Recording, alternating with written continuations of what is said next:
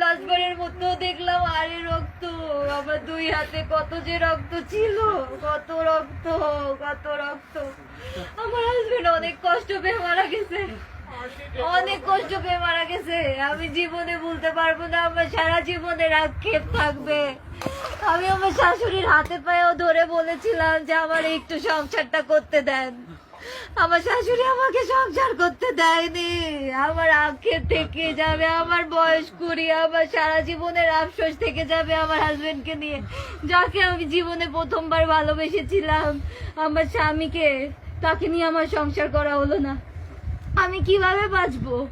ও নিঃশ্বাস নিতে পারতেছে না, ওর গা কত যে শক্ত ছিল, ঠান্ডা ঠান্ডা, ওর হাত পা শক্ত। ও যে কত সুন্দর ছিল, ও যে কত সুন্দর ছিল, আমার হাজবেন্ডের মতো সুন্দর ছেলে আমি দেখি নাই আমার লাইফে, আমার লাইফে দেখি নাই।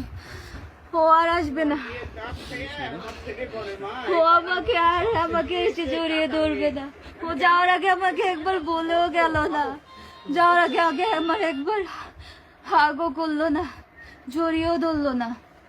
ও নিজের মতো চলে গেল। কত অভিমান, কত কষ্ট নিয়ে যে ও চলে গেল,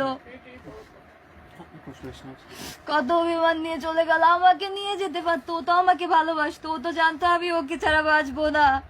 ও তো আগে আমাকে শুট করতে পারতো, তারপর তো নিজেকে শুট করতো, দুজনে একসাথে চলে যেতাম, তাহলে তো এত কষ্ট সহ্য করতে হতো না। আজকে আমাকে এই যে প্রেস মিডিয়া, এই যে লাইভে আসতে হচ্ছে আমার স্বামীর মৃত্যু নিয়ে, আমার স্বামীর মৃত্যু নিয়ে আমাকে কথা বলতে হচ্ছে।